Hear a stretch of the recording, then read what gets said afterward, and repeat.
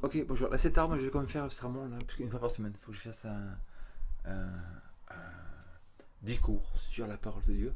Père Céleste, je prie que tu bénisses ceux qui écoutent, qu'ils puissent être bénis, qu'ils puissent recevoir ta parole et qu'ils puissent recevoir avec clarité ce que tu veux leur dire. Au nom de Jésus, Amen. Le message d'aujourd'hui, c'est la fierté. Et oui, la fierté, c'est quelque chose qui nous consume partout. Partout, on voit des gens fiers et tout. Néanmoins, ce n'est pas un trait de caractère qui serait odieux par rapport aux autorités humaines, n'est-ce pas? Est-ce que vous allez être arrêté par la police dans la rue si vous êtes fier? Ben non, jamais. Est-ce que vous allez être arrêté par la police et la police va dire monsieur vous êtes fier, ou madame vous êtes très très fier, vous êtes arrogant, vous devez aller en prison 3 mois parce que vous êtes trop arrogant? Eh bien non. Néanmoins, pour Dieu, c'est un trait de caractère extrêmement odieux et Dieu détruira ceux qui ont ce trait de caractère et vous ne pourrez pas rentrer au paradis. Que vous vous disiez chrétien et que vous ne disiez pas, que vous disiez aucune croyance quelconque, vous ne pourrez jamais rentrer au paradis avec de la fierté. Nous allons commencer par voir dans Proverbe 8-13. Proverbe chapitre 8, verset 13. Ok, désolé, là c'est le. Je vais dormir bientôt, donc it is time to go to. Et 8-13, c'est. 8-13 nous dit la crainte de l'Éternel, c'est la haine du mal. La fierté et l'orgueil, la voix du mal. La bouche perverse, voilà ce que je hais. Donc Dieu dit que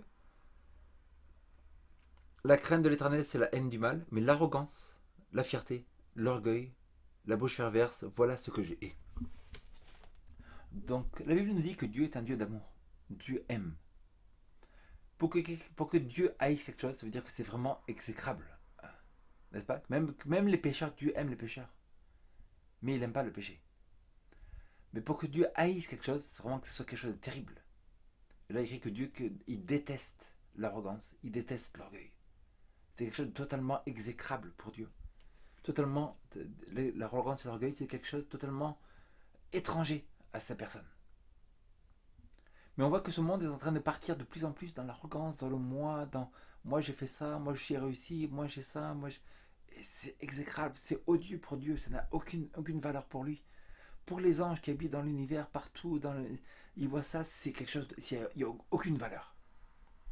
Pour les gens d'ici, ça a de la valeur. Quelqu'un qui parle hautement, avec beaucoup de fierté et tout ça, il y a beaucoup de valeur, mais pour Dieu, ça n'a aucune valeur du tout. Pourquoi? Parce que une personne fière, c'est qu'elle croit que ce qu'elle fait dans la vie, ce qu'elle a réussi, la voiture, l'argent, le compte en banque, le travail, le business, tout ça, elle a fait toute seule. La qualité de parler en public, la qualité sociale, tout ça, l'apparence même qu'elle a physique, tout ça, elle voit que tout ça, c'est le venu tout seul. Donc si c'est le cas, c'est que vous êtes en train de dire que ce que Dieu vous a donné, c'est vous qui l'avez donné tout seul. Et c'est là que vous vous mettez en compétition avec Dieu. Et Dieu ne supportera jamais cela. Vous mettez Dieu et Dieu devra vous détruire parce que vous faites Dieu aussi. Si vous croyez Dieu, Dieu devra vous détruire, vous ne serez pas au paradis parce que Dieu ne peut pas supporter deux dieux sur le trône, n'est-ce pas? Les choses qu'il vous a données, c'est lui qui les vous a données. Les opportunités, c'est lui qui les a données. Il y a écrit, car sans moi, vous ne pouvez rien faire. Est-ce que c'est un mensonge? Ou est-ce que Dieu dit quoi? Il y a écrit, sans moi, vous ne pouvez rien faire. Ni travailler, ni trouver un travail, les opportunités, amis, tout ça, vous ne pouvez rien faire sans Dieu. Il y a aussi écrit que je suis la racine, vous êtes les branches. Et à moins que la branche soit connectée à la racine, elle est retranchée. À moins que vous ne soyez connecté avec Dieu, vous ne pouvez rien faire non plus. La respiration, le soleil, l'air, les opportunités, tout vient de Dieu. Et si vous croyez que toutes les choses que ces choses-là viennent de vous, vous êtes un menteur. Vous êtes un idolâtre. Vous croyez que les choses que Dieu donne, c'est vous qui les êtes données. Vous croyez Dieu et Dieu devra vous détruire. Vous n'êtes pas Dieu. En une seconde, Dieu peut enlever tout ce que vous avez. Si vous êtes riche, quoi que ce soit, votre business, il peut le détruire en 2 secondes. Votre voiture, elle peut brûler en 2 secondes. Votre gloire, que ce soit musicien ou quoi, elle peut vous la détruire en 2 secondes. C'est que Dieu peut tout vous enlever en 2 secondes pour vous prouver que vous n'êtes pas Dieu. Et que toutes ces choses-là ont été données gratuitement par lui. Proverbe 14.3.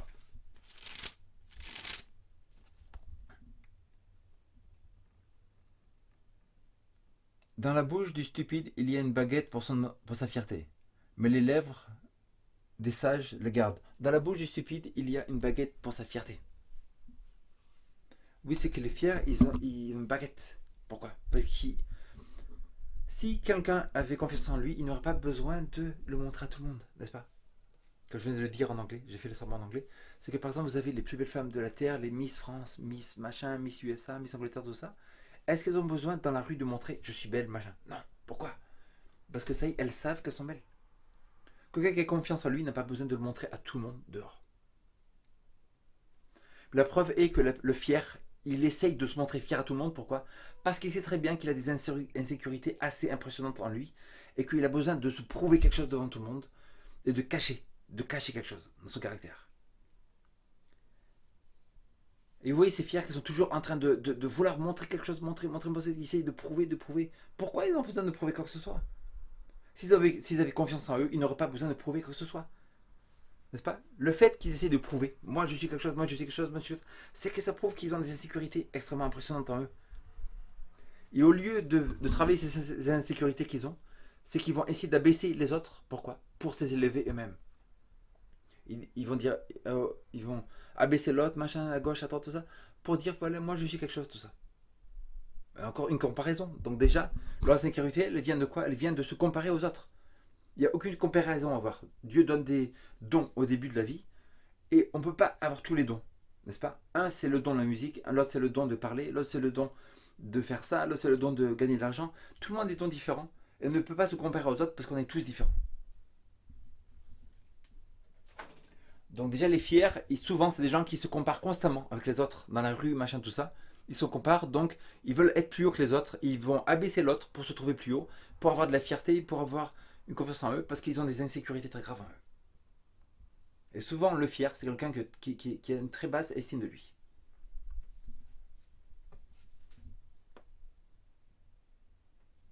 Proverbe 11.2. L'intégrité des hommes droits, quand vient la fierté, vient aussi le mépris.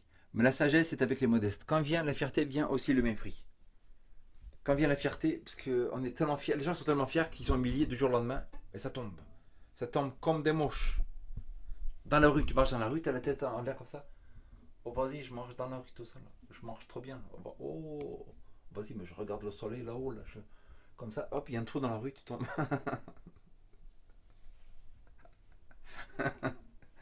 Au lieu d'être humble et tu marches dans la rue, tu regardes, c'est pas un trou par terre comme ça, tout ça. Les fiers sont comme ça dans la rue. Oh. Après, ils arrivent dans un trou et tout ça, et ils tombent. Et ça tombe par terre. Et dans la vie, c'est pareil. Les gens qui se croient trop quelque chose, ils tombent un jour ou l'autre parce que tout vient de Dieu. Proverbe 16.5.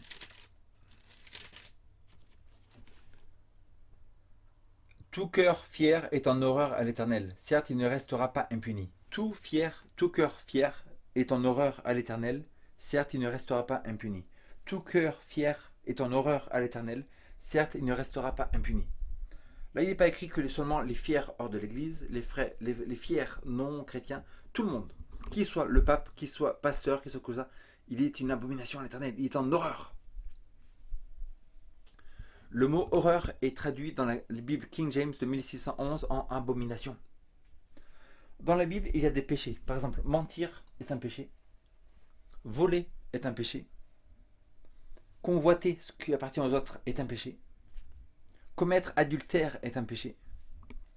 Ne pas garder le sabbat est un péché, le samedi. Mais il y a quelqu'un dans la Bible qui a plusieurs choses qui sont des abominations, plus fortes encore. Numéro 1, tuer son fils pour Moloch. Dans l'Ancien Testament, beaucoup de juifs y tuaient leurs fils avec des couteaux, tout ça. Ils les offraient dans le feu pour Moloch, pour le diable, pour recevoir des bénéfices. C'est une abomination. Dans l'Ancien et Nouveau Testament, il est écrit que l'homosexualité est une abomination. Abomination, c'est pire que le péché. C'est plus grave. Et l'homosexualité n'est pas un péché, que seulement un péché. L'homosexualité est une abomination.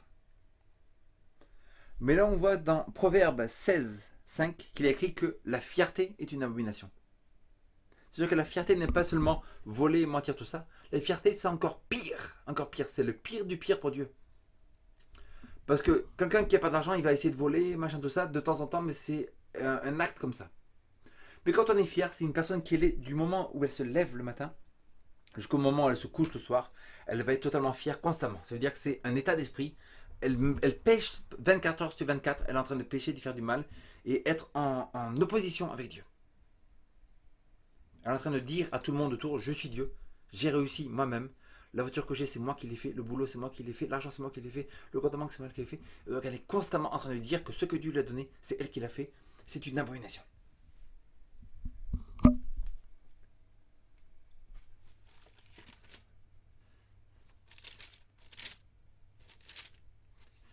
Proverbe 29-23. L'orgueil, la fierté d'un homme le conduit à l'humiliation, mais celui qui est humble d'esprit obtient la gloire. La fierté d'un homme l'amène à l'humiliation. Ça veut dire qu'à la fin, il est humilié. Et on peut voir ça souvent. Des gens qui sont connus ou quoi, ils terminent totalement humiliés. Parce qu'ils s'y prennent la gloire pour eux, ils croient que c'est eux qui se sont fait tout ça. Et Dieu doit prouver dans l'univers comme quoi ils ne peuvent rien faire tout seuls et c'est Dieu qui leur donne tout. On va lire ici quelques versets de l'écrivain Ellen G. White. Ellen G. White, qui habitait au 19e siècle. Elle a écrit 83 livres, je crois, ou 500 livres. Et dans ce livre ici, c'est les lettres qu'elle a écrites. Donc, le lettre 35 de 1900, elle dit « Il n'y a aucune position tellement haute que Dieu ne peut pas couper ce qui l'occupe. Il n'y a aucune humiliation tellement grande que Dieu ne peut pas soulever des hommes humbles pour profiter des plus grandes bénédictions. Le Seigneur travaille à humilier la fierté humaine, dans quel qu'il soit qu'elle soit trouvée. Que les hommes puissent comprendre à développer un esprit de soumission vrai à sa volonté. De quelque quoi que Dieu travaille à humilier la fierté des hommes, dans quelque position qu'il soit président, hautement estimé, bassement estimé que ce soit, Dieu travaille tous les jours à humilier la fierté des hommes. Après tu vas me demander, mais Fabien, pourquoi il y a beaucoup de gens fiers sur la rue si Dieu travaille à faire humilier les hommes? Ça veut dire que Dieu attend la limite. Chaque individu et chaque pays a une limite. C'est comme si on remplit une bouteille, on remplit la bouteille, rien qui se passe. On peut mentir, voler, mentir, fier, tout ça, rien qui se passe. Jour après jour, mois après mois, des années. Mais quand on passe la limite, la bouteille déborde et les jugements de Dieu tombent sur cette personne. On a vu ça dans le cas de Nabuchodonosor. Nabuchodonosor, son petit-fils Belchassar, pendant des années, ils se sont moqués de Dieu, tout ça, et toutes sortes de péchés. Mais quand ils ont bu les coupes de Jérusalem dans le temple à Babylone, les jugements sont tombés. Il a vu une main disant « Mene, mene, tekel, ufarsim, ton royaume t'est retiré. » Jésus est mort sur la croix, et rien qui s'est passé pendant 30 ans. Des gens ont pu dire « Il n'y a pas de Dieu. » Le soleil sortait, il faisait beau, la pluie sortait pour faire pousser la nourriture, tout ça. 30 ans après la mort de Jésus, les gens qui ont tué Jésus, ils profitaient, ils étaient heureux, tout ça. Rien qui s'est passé. Jusqu'à que la limite soit arrivée. Et la limite, c'était l'empereur Tite, en 70, est arrivé autour de Jérusalem et 1 million de juifs sont morts à cause de ça. Ça veut dire que Dieu ne fait pas descendre tous les 5 minutes pour faire du mal, pour punir. Non. Dieu est un Dieu qui punit d'un coup, au bon moment. On fait du mal jour après jour, on est fier, jour après jour on va mentir, on va voler tout ça. Mais dès qu'on a passé la limite, les jugements tombent de Dieu et là c'est la catastrophe, c'est destruction, machin tout ça, et la colère de Dieu descend. Et la Bible nous dit bien que c'est une chose terrible de tomber dans les mains du Dieu vivant, n'est-ce pas? Quand Dieu s'énerve, ça fait très mal. Et quand Dieu a détruit Jérusalem, c'est 1 million de gens qui sont morts.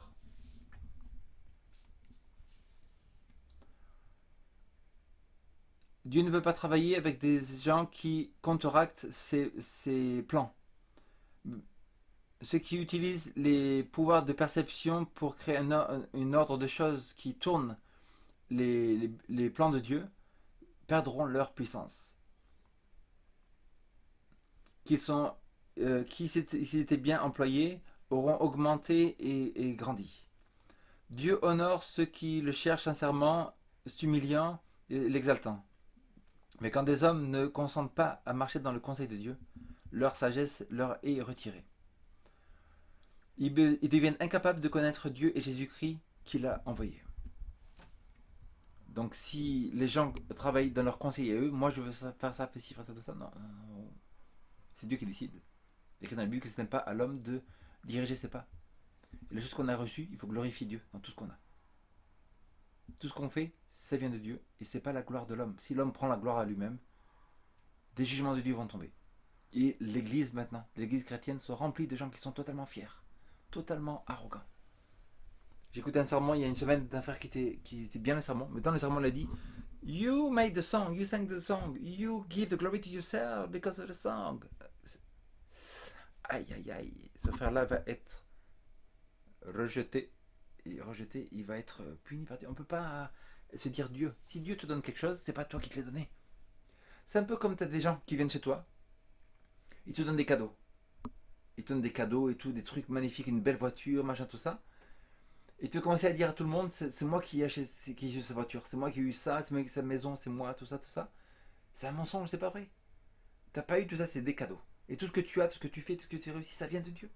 Si tu le prends la gloire pour toi, Dieu va te détruire, car il ne peut pas accepter les menteurs. Il ne peut pas accepter les idolâtres. Il est bien écrit dans Apocalypse 21 que tous les idolâtres seront détruits par la puissance de Dieu. Nous lisons ici dans Lettre 114, 1903. Qu'un peuple se glorifie eux-mêmes de leur propre sagesse, qu'ils exaltent le moi et indulgent la fierté, et le résultat va sûrement suivre. Aussi sûrement que le soleil brille pendant la journée, aussi sûrement la fierté arrive juste avant la destruction. Et un esprit fier arrive avant une chute. Qu'une église devienne fière et se glorifie elle-même, et cette église sera humiliée.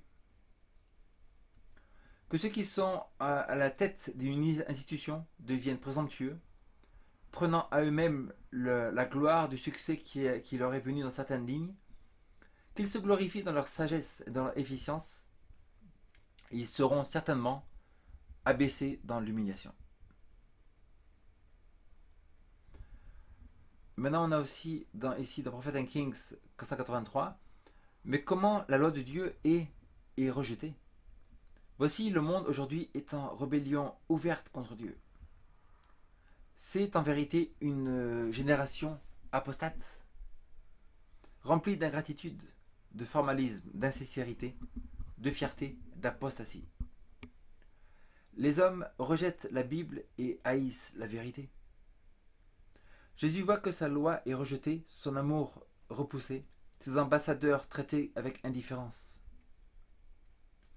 Il a parlé par ses miséricordes et celles-ci ont été repoussées. Il a parlé de jugements à venir et ceux-ci n'ont pas été écoutés. Les cours du temple de l'âme humaine ont été tournés en endroit de trafic corrompu. L'égoïsme, l'envie, la fierté et la malice sont acceptés dans ce temple humain.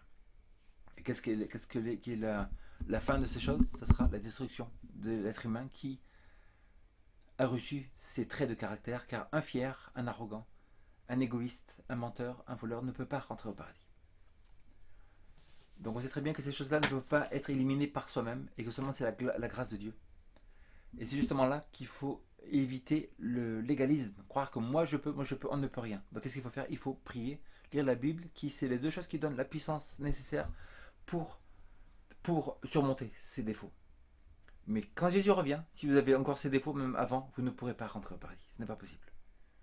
Dieu ne permettra jamais à quelqu'un de fier de rentrer au paradis. Dieu ne permettra jamais à un arrogant de rentrer au paradis. Ce n'est pas possible. Tous les gens qui seront au paradis, c'est des gens qui aiment leur prochain, qui feront du bien à leur prochain, qui feront du bien tous les jours pour détruire cet égoïsme qui est en cœur. C'est des gens qui reconnaîtront que toute leur gloire, tout ce qu'ils ont, ça vient de Dieu.